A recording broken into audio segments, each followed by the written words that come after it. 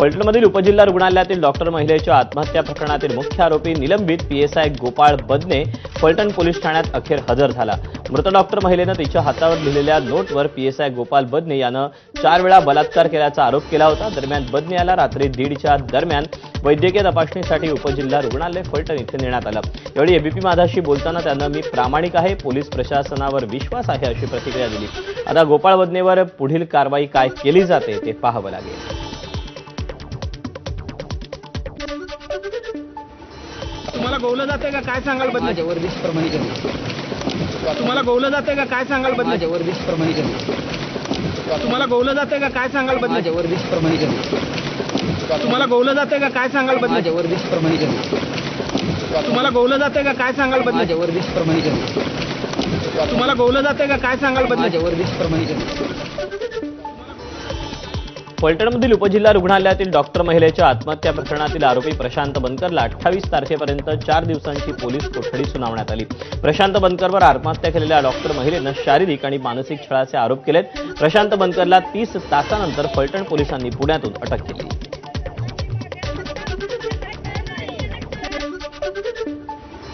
फलटणमधील प्रकरण गंभीर आहे, कोणालाही सोडणार नाही, जे कोणी सहभागी असतील त्यांना कठोरात कठोर शिक्षा दिली जाईल असं आश्वासन मुख्यमंत्री फडणवीसांनी दिलं। तसंच विरोधकांनी या घटनेचं राजकारण करू नये असं आवाहन देखील मुख्यमंत्र्यांनी केलं आहे। विरोधी पक्षाच्या वतीनं जाणीवपूर्वक याला राजकीय रंग देण्याचा प्रयत्न होतोय, हे करणं काही योग्य नाहीये। मी एवढं स्पष्ट सांगतो की डायरेक्टली किंवा इनडायरेक्टली कोणीही याच्यामध्ये इन्व्हॉल्व आहे असा पुरावा मिळाला तर आम्ही सोडणार नाही, पण राजकारण करू नका।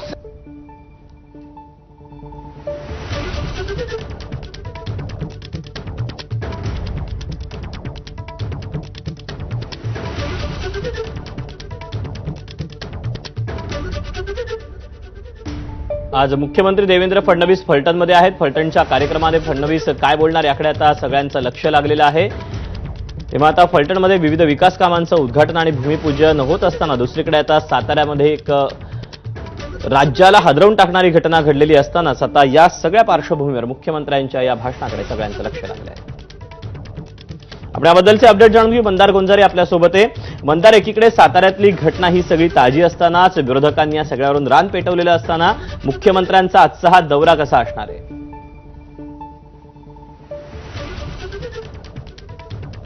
मुख्यमंत्र्यांच्या उपस्थितीमध्ये फलटणच्या विविध विकास कामांचं उद्घाटन होणार आहे। त्याचबरोबर भविष्यामध्ये इथं ज्या प्रशासकीय इमारती असतील किंवा जी विकास कामं असतील त्यांचं भूमिपूजन देखील होणार आहे। या उद्घाटनाच्या कार्यक्रमांमध्ये फलटण पोलीस स्टेशनच्या या नव्या इमारतीचा देखील समावेश आहे। इथे देखील आपण हा मंडप पाहू शकतो आणि याच पोलीस स्टेशनमध्ये गोपाळ बदनेला देखील अटक करून पोलिसांनी ठेवलेला आहे आणि काल जो अटक करण्यात आलेला होता आरोपी प्रशांत बनकर तो देखील याच पोलीस स्टेशनचा आरोपी आहे असं हे चित्र या ठिकाणी आपल्याला पाहायला मिळतंय। मुख्यमंत्री फलटणमध्ये येत आहेत आणि त्यांच्यासोबत स्टेजवरती असणार आहेत माढ्याचे माजी खासदार रणजितसिंह नाईक निंबाळकर, ज्यांच्यावरती विरोधक गेल्या 2 दिवसांपासून तुटून पडलेले आहेत। या सगळ्या प्रकरणामध्ये या रणजितसिंह नाईक निंबाळकर यांच्यावरती विरोधकांकडून टीका होते। त्यामुळं मुख्यमंत्री देवेंद्र फडणवीस या प्रकरणात आज काय बोलणार हे पाहणं महत्त्वाचं असेल। सगळ्यांचं त्यांच्याकडे लक्ष असेल। या प्रकरणामध्ये दोन्ही आरोपींना अटक करण्यात पोलिसांना यश मिळालेलं आहे। आज गोपाळ बदनेला पोलीस न्यायालयामध्ये हजर करतील आणि त्याच्या पोलीस कोठडीची मागणी करतील। मात्र या आत्महत्येला जे कारणीभूत हे 2 आरोपी आहेत त्यांच्याशिवाय आणखी कोण यामध्ये सहभागी आहे का असे अनेक खुलासे होणं बाकी आहे। त्यामुळे या सगळ्या प्रकरणाकडे त्या पार्श्वभूमीवरती होत असलेल्या कार्यक्रमाकडे सगळ्यांचं लक्ष असणार आहे। दीपक, स्वाभाविकच बंदार, अपडेट घेत राहू। तुर्तास धन्यवाद दिलेल्या माहितीबद्दल। पुढची बातमी फलटणमधून. फलटणमध्ये महिला डॉक्टरनं केलेल्या आत्महत्येमुळे खळबळ उडालेली असताना मुख्यमंत्री देवेंद्र फडणवीसांच्या उपस्थितीत फलटणमध्ये एका शासकीय कार्यक्रमाचं आयोजन करण्यात आलं, ज्याची माहिती आत्ताच मंदारनं दिली. मुख्यमंत्री देवेंद्र फडणवीसांच्या हस्ते आज अनेक विकास कामांचं भूमिपूजन होणार आहे. रणजितसिंह नाईक निंबाळकरांच्या पुढाकारानंच या कार्यक्रमाचं आयोजन करण्यात आलंय. खरं तर केंद्रीय गृहमंत्री अमित शहांच्या दौऱ्यामुळे मुख्यमंत्र्यांचे म्हाडा लोकसभा मतदारसंघातील इतर कार्यक्रम रद्द झालेत. मात्र फलटणच्या कार्यक्रमाला फडणवीस उपस्थित राहणार आहेत, त्यामुळे या कार्यक्रमात मुख्यमंत्री काय बोलतात याकडे सगळ्यांचं लक्ष असेल.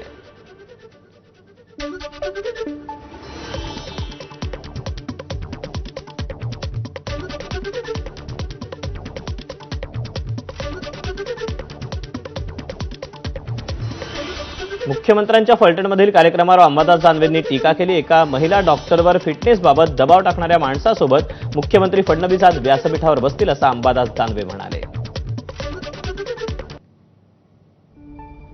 अंबादास दानवेंनी ट्विट केलंय की महिला डॉक्टरवर फिटनेसबाबत दबाव टाकणाऱ्यासोबत मुख्यमंत्री फडणवीस आज व्यासपीठावर बसतील. हे महायुती सरकार चुकीची कामं करणाऱ्यांना पाठीशी घालणारं आहेच, हे नवीन राहिलेलं नाही. एका कर्तव्यदक्ष डॉक्टरची किंमत सरकारच्या लेखी काय आहे हे आज देवेंद्र फडणवीस फलटणला गेल्यावर सगळ्या महाराष्ट्राला कळणार आहे. कायद्याचं न उरले भान, देवाभाऊंच्या सरकारमध्ये महिलांचा अपमान.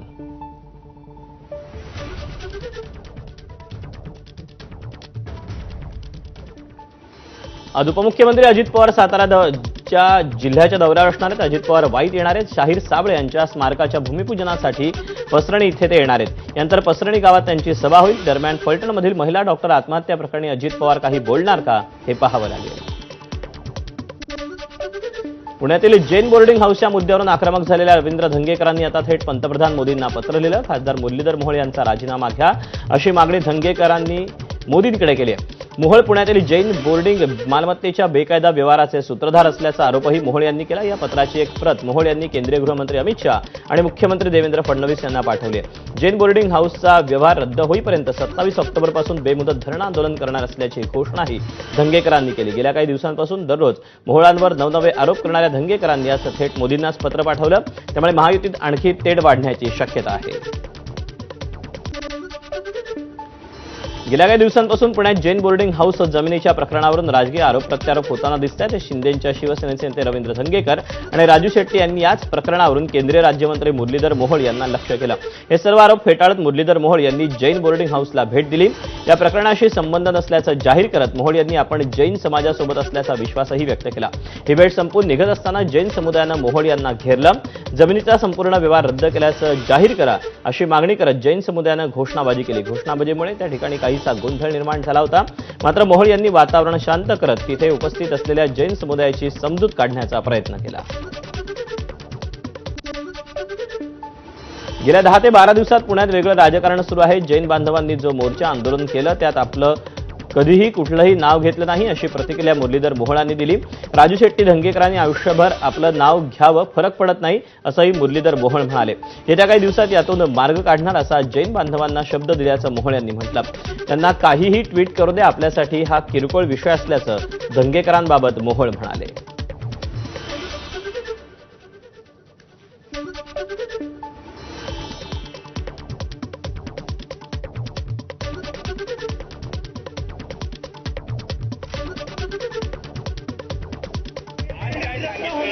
एक तारखेला हा विषय संपलेला असेल, तुम्हाला हवा तसा निकाल मिळेल एवढं सांगितलं. दुसरी एक मागणी आहे.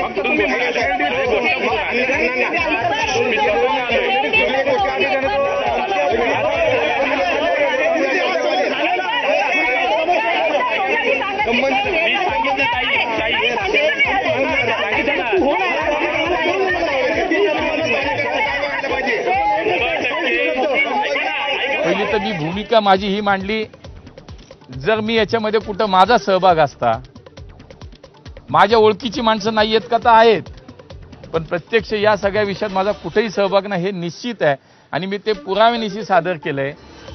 आणि मग इथं येताना जर माझा त्याच्यामध्ये काही सहभाग असता तर मी इथं येताना 100 वेळा विचार केला असता, आलो नसतो. पण समाजाची भावना स्पष्ट आहे, निर्मळ आहे, स्वच्छ आहे आणि माझ्याही या विषयातली भूमिका स्पष्ट आहे.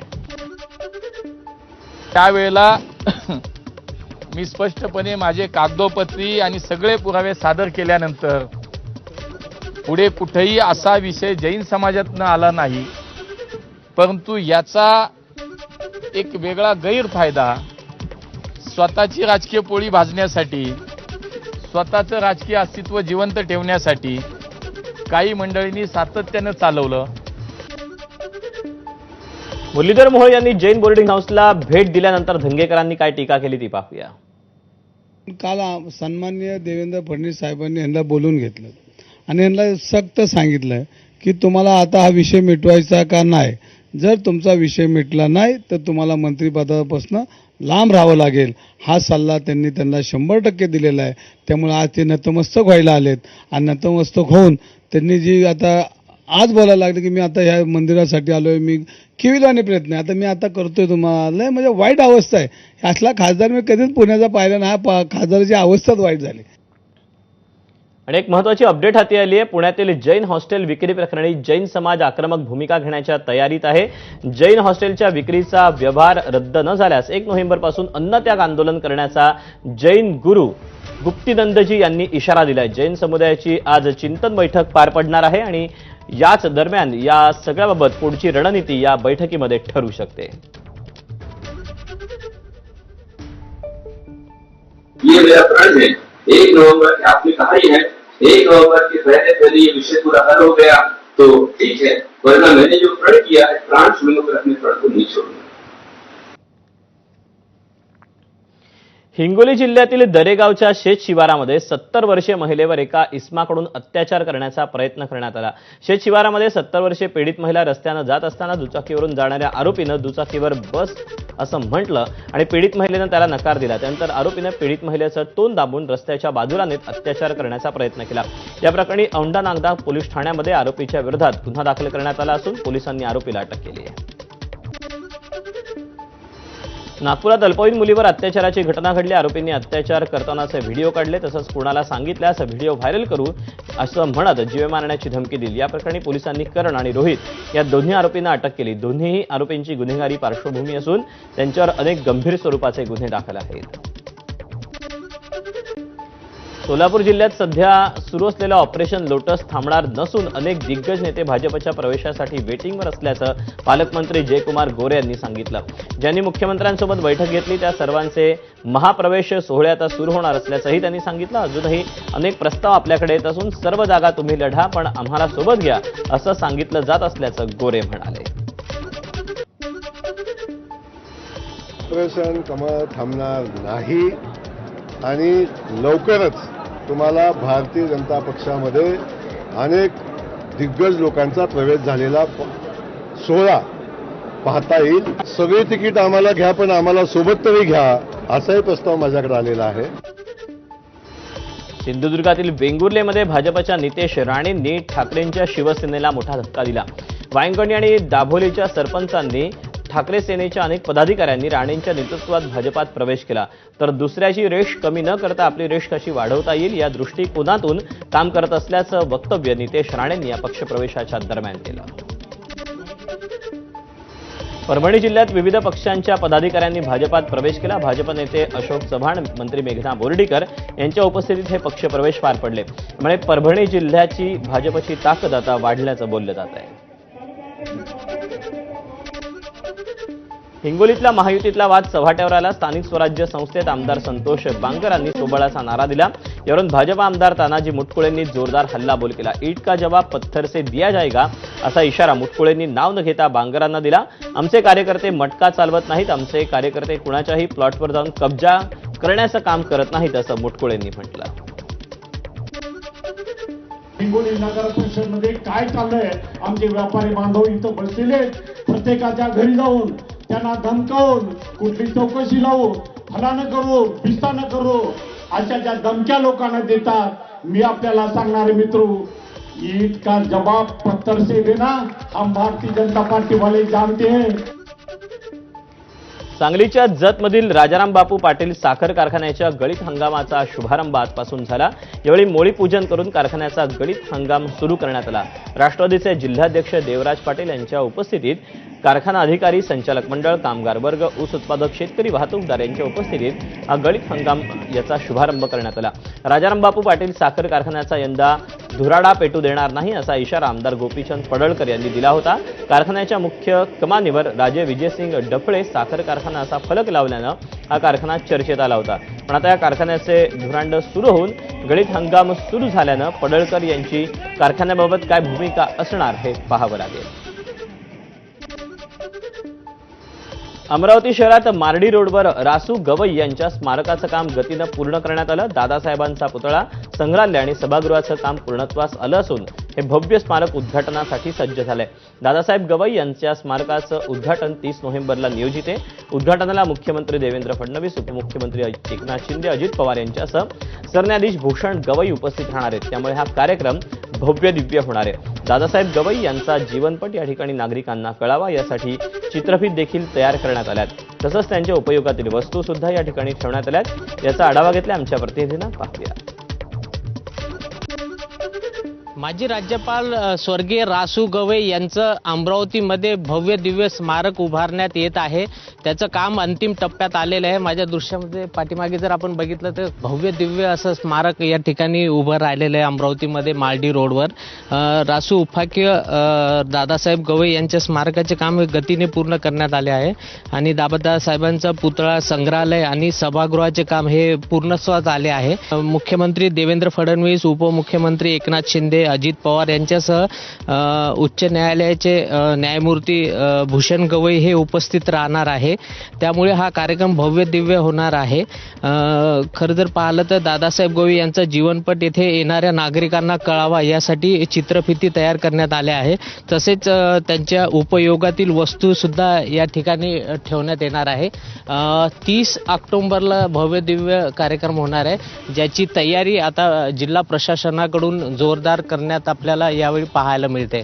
कॅमेरामॅन अमोल देशमुखसह प्रणय निर्माण, एबीपी माझा, अमरावती. औरंगाबाद रेल्वे स्थानकाचं नाव बदलून छत्रपती संभाजीनगर रेल्वे स्थानक असं करण्यात आलं. प्राधिकृत अधिकाऱ्यांनी दक्षिण मध्य रेल्वेच्या नांदेड विभागातील औरंगाबाद रेल्वे स्थानकाचं नाव बदलून छत्रपती संभाजीनगर रेल्वे स्थानक असं करण्यास मान्यता दिली. या स्थानकाचा नवीन स्थानक कोड CPSN असा असेल. त्यामुळे औरंगाबाद रेल्वे स्थानकास आता यापुढे छत्रपती संभाजीनगर रेल्वे स्थानक या नावानं ओळखलं जाईल आणि स्थानकाचा कोड CPSN असा राहील. हिंगोली जिल्ह्यात भूकंपाचे धक्के जाणवले. 3.9 रिश्टर स्केल इतका भूकंप हिंगोली जिल्ह्यामध्ये जाणवला. या भूकंपाचा केंद्रबिंदू वसमत तालुक्यातील पांगरा शिंदे हे गाव आहे. तर जिल्ह्यातील कळमनुरी, वसमत आणि औंढा नागनाथ या तिन्ही तालुक्यात अनेक भागात भूकंपाचे सौम्य धक्के जाणवले आहेत. गेल्या 8 दिवसात ऐन विमान प्रवासादरम्यान मोबाईल पॉवर बँकचा स्फोट झाल्याच्या 2 घटना घडल्या. नंतर आता नागरी विमान वाहतूक संचालनालयानं विमानातून पॉवर बँक नेता येईल का याचा विचार करत या संदर्भात नवीन नियमावली आणण्याचे संकेत दिले. याचा अभ्यास DGCAचे अधिकारी करत असून या संदर्भात निर्णय जाहीर होण्याची शक्यता आहे. या संदर्भात DGCAचे अधिकारी लवकरच विमान कंपन्यांच्या तसंच सुरक्षा यंत्रणांच्या अधिकाऱ्यांशी देखील चर्चा करणार आहेत. मराठवाड्यातील पूरग्रस्तांच्या मदतीला त्र्यंबकेश्वर देवस्थान ट्रस्ट धावून आलं. मुख्यमंत्री सहाय्यता निधीला 1,11,00,000 रुपयांची मदत करण्यात आली. महानुभव परिषदेच्या 38व्या अधिवेशनाच्या उद्घाटनासाठी राज्याचे मुख्यमंत्री देवेंद्र फडणवीस हे नाशिकमध्ये आले होते. त्यामुळे देवस्थान ट्रस्टच्या विश्वस्तांनी ओझर विमानतळावर मुख्यमंत्र्यांची भेट घेऊन 1,11,00,000चा धनादेश सुपूर्द केला. देवस्थान ट्रस्टच्या मदतीचा स्वीकार करून मुख्यमंत्र्यांनी त्यांचे आभार मानले. यावेळी जलसंपदा मंत्री गिरीश महाजन, दादा भुसे, देवस्थान ट्रस्टचे अधिकारी देखील उपस्थित होते. आज मराठवाडा, मध्य महाराष्ट्र, कोकणात काही भागात ढगाळ हवामानासह हलक्या ते मध्यम स्वरूपाच्या पावसाची शक्यता आहे. तर काही भागात विजांच्या गडगडाटासह वादळी पावसाची शक्यता आहे. विदर्भात अकोला, अमरावती, यवतमाळ आणि वाशिम जिल्ह्यात पावसाचा अंदाज वर्तवला जातोय. पुढचे काही दिवस राज्यात पाऊस कायम राहण्याचा अंदाज आहे. हवामान विभागानं वर्तवलेल्या अंदाजानुसार यवतमाळच्या बाभळगाव तालुक्यातील नांदुरा परिसरात जोरदार पावसानं हजेरी लावली. या पावसामुळे वेचणीला आलेला कापूस भिजला तर काढणीला आलेलं सोयाबीन सुद्धा ओलं झालं. जिल्ह्यात सध्या कापूस वेचणी आणि सोयाबीनची सोंगणी आणि काढणी सुरू असल्यानं शेतकऱ्यांची चांगलीच तारांबळ उडाली. गोंदिया जिल्ह्यात काही भागामध्ये पावसानं हजेरी लावली, त्यामुळे धान पिकाला फटका बसण्याची शक्यता आहे. अनेक शेतामध्ये धान पीक कापून ठेवले, तसंच अनेक ठिकाणी धान पिकाची कापणी सुरू असून कापणीला आलेल्या धान पीक खराब होण्याची भीती शेतकऱ्यांना आहे.